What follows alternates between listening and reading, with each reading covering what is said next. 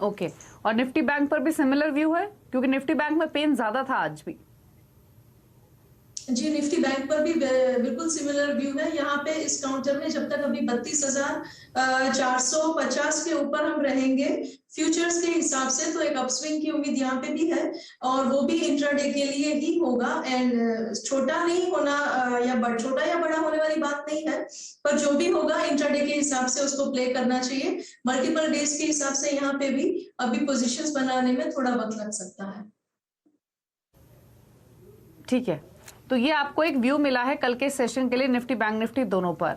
लेकिन रचना, मैं आपके कॉल जरूर पूछना चाहूंगी कल के लिए, क्योंकि आज का सेशन स्पेशली देखें आप, भले ही 300 अंकों का गोता निफ्टी खा रहा हो, निफ्टी बैंक 4.5% टूटा हुआ हो, लेकिन स्टॉक्स थे जो अच्छा मोमेंटम दिखा रहे थे तेजी की तरफ, और मंदी के ट्रेड्स भी मिले जहां पर हमने सेल ऑफ इंटेंस होते हुए देखा। इंटरेस्टिंग था Bharti Airtel, ONGC, GNFC, Balrampur Chini जैसे स्टॉक्स का मूव आज के सेशन में। ट्रेड्स बताइए, कुछ आइडेंटिफाई किए हैं कल के पर्सपेक्टिव से?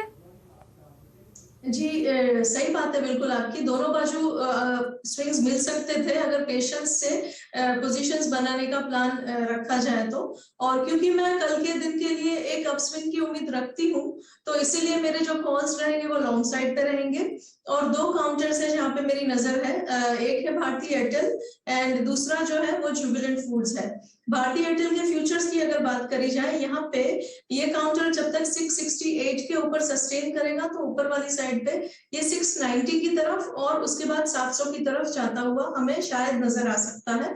और जुबिलेंट फूड्स की जहां तक बात है, तो ये काउंटर जब तक 2500 के ऊपर रहेगा तब तक ऑल चांसेस के ये शायद 2650 और 2675 की तरफ जाता हुआ हमें फ्यूचर्स के हिसाब से इंट्राडे में कल नजर शायद आ सकता है। ठीक है, तो जुबिलेंट फूड वर्क्स और भारती एयरटेल, ये दो स्टॉक्स अच्छे लग रहे हैं। एक तेजी का कॉल है, वैसी तेजी जहां जो कि एक्सटेंड हो सकती है, और दूसरा कॉल है जहां पर लोअर लेवल से रिकवरी बनी है सेकेंड हाफ में आज के सेशन में, जो कि नेक्स्ट सेशन में एक्सटेंड हो सकती है। तो ये दो ट्रेड्स आप नोट कर लीजिए कल के लिए खरीदारी के पर्सपेक्टिव से। आप कुछ स्टॉक्स हमने भी निकाले हैं, उन पर लेते हैं रचना का व्यू।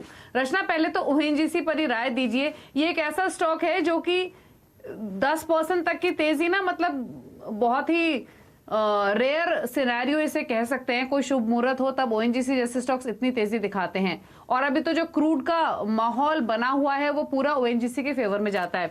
दो चीजें मैं यहाँ पर संक्षेप में आपसे पूछना चाहती हूँ। पहला तो ये कि जिन्होंने ट्रेडिंग पोजीशंस कैरी की हैं उनके लिए कल के लिए क्या स्ट्रैटेजी होनी चाहिए, प्रॉफिट्स कहाँ लेने हैं, और दूसरा ये, इतना चलने के बावजूद हिम्मत है ओएनजीसी में नया ट्रेड लेने की?